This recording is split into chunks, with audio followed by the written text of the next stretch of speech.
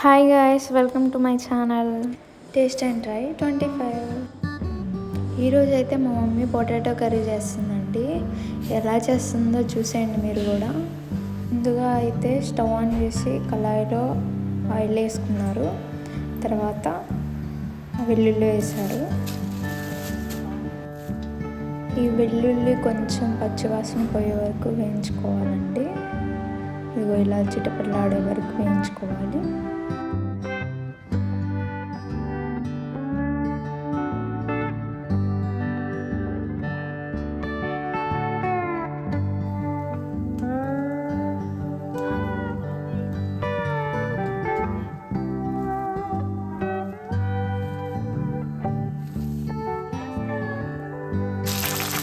తర్వాత కొంచెం ఆనియన్స్ ఇంకా పచ్చిమిర్చి వేసుకున్నారు. నాకు కర్రీ అంత రాదండి, నేను వాయిస్ ఓవర్ మాత్రం వేస్తాను. కర్రీ అంత మా మమ్మీ చేసింది. కొంచెం కలుపుతూ ఉండాలి. అలానే ఈ ఆనియన్స్ కొంచెం రెడ్ కలర్లో వచ్చే వరకు కలుపుతూ ఉండాలి.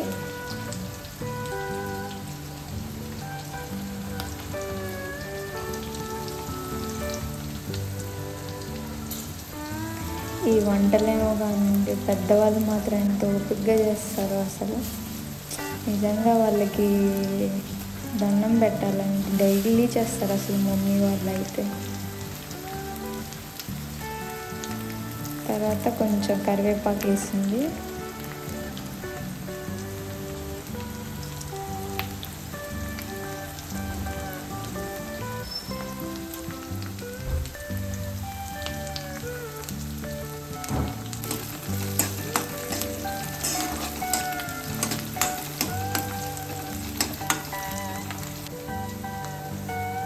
కొంచెం ఎర్రగా అయ్యాక ఈ పోపు దినుసులు వేయడం మర్చిపోయారంటండి, అందుకని మళ్ళీ వేసింది మా మమ్మీ.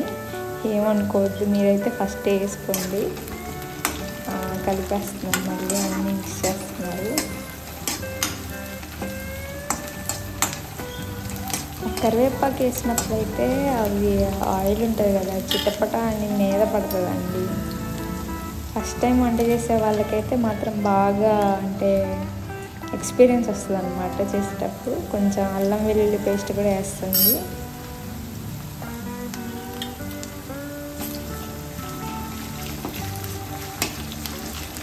ఈ అల్లం వెల్లుల్లి పేస్ట్ కూడా కొంచెం పచ్చి వాసన పోయే వరకు వేయించుకోవాలి. అలా నెక్స్ట్ ఇదంతా వేయాక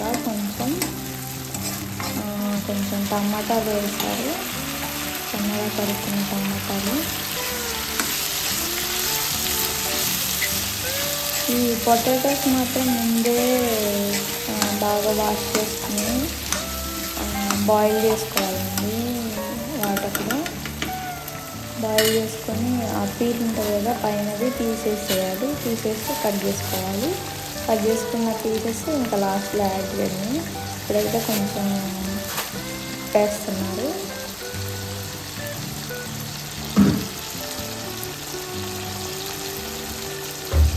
నాకు ఎందుకు అండి కర్రీస్ అన్నీ ఒకలాగే ఉన్నట్టు అనిపిస్తుంది. ఏదైనా ఫస్ట్ ఆనియన్స్ వేస్తారు, తర్వాత టమాటోస్ వేస్తారు, లేకపోతే వెజిటబుల్ కర్రీ అయితే వెజిటబుల్ వేస్తారు. అంటే నాకేం డిఫరెన్స్ ఏమి అనిపించదు. అదే చికెన్ కర్రీ అయితే బాగుంటుందండి, తినడానికి కూడా బాగుంటుంది, చేయడానికి కూడా బాగుంటుంది. కొంచెం పసుపు వేసినట్టున్నారు. అది కొంచెం బాగా దగ్గర పడాలి. ఇలానే కొంతసేపు 5 minutes వరకు మూత పెట్టుకొని అలా ఉడికించుకోవాలండి. 5 minutes అయిపోయాక మూత తీసి చూస్తే ఇలా ఆయిల్ అనేది కొంచెం బయటకు వస్తుంది. బయటకు వస్తే మన కర్రీ అనేది కొంచెం బాయిల్ అయినట్టు, దాని ఫ్లేవర్స్ అన్నీ బయటకు వస్తాయి అన్నమాట. స్మెల్ అవన్నీ వస్తుంది. చూడండి, ఇలా వచ్చిందండి మా మమ్మీ కర్రీ చేసి. అదే నేను మాత్రం చేస్తే మాత్రం ఎందుకో అదంతా నల్లగా అయిపోతుంది. ఆ కడాయి మొత్తం మాడిపోయి, అది ఎందుకో నాకు అర్థం కాదండి. మమ్మీలు చేస్తేనే బాగా వచ్చింది, మనం చేస్తే బాగా రాదు.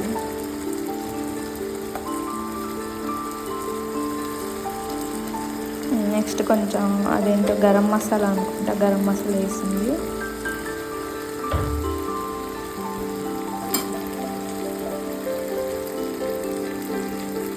నెక్స్ట్ కారం వేశారు.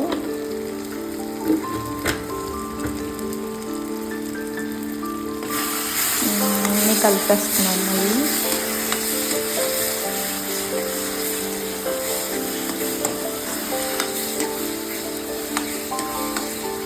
ఇదేంటంటే ఎలా ఉందంటే టమాటా కర్రీ చేస్తారు కదా, అలానే అనుకుంటా. ఫస్ట్ టమాటా కర్రీ చేసుకొని దాని తర్వాత ఇవి వేసుకోవాలండి, పొటాటోస్. అంతే ఈజీ. మనలాంటి వాళ్ళకైతే ఇలా చేసుకోవాలి, మనలాంటి వాళ్ళకైతే ఇలా బాగా అర్థమవుతుంది అనమాట. ఐ మీన్ మనలాంటి వాళ్ళు అంటే స్టూడెంట్స్కి అలాగా ఈజీ ప్రాసెస్.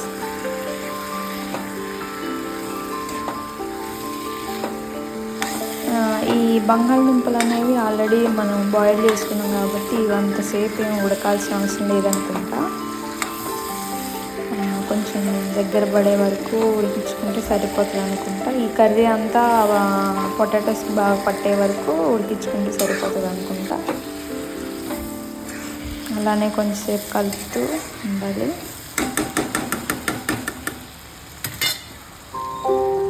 నెక్స్ట్ మనకి ఏమైనా టేస్ట్ ఏమైనా సాల్ట్ తక్కువ అయితే సాల్ట్ వేసుకోవడం, అంతే అండి. మళ్ళీ ఇంకో 5 minutes చేసుకోవాలి మూత పెట్టుకొని. తర్వాత కొంచెం వాటర్ యాడ్ చేసినట్టున్నారు, ఆ క్లిప్ నేను తీయలేదు.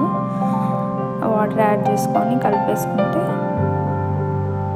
కర్రీ కొంచెం అవుతుంది.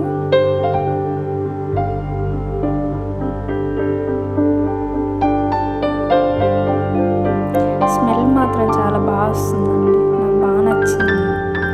మీకు కూడా మీ ఇంట్లో ఇలా చేసుకోవాలనుకుంటే ఒకసారి ట్రై చేయండి. కర్రీ మాత్రం బాగుంది, టేస్ట్ కూడా చాలా బాగుందండి. ఎందుకంటే నేను చేయలేదు కాబట్టి, మా మమ్మీ చేసింది కాబట్టి బాగుంది. ఓకే, ఈ వీడియో కానీ మీకు నచ్చినట్టయితే please share, like and subscribe to my channel.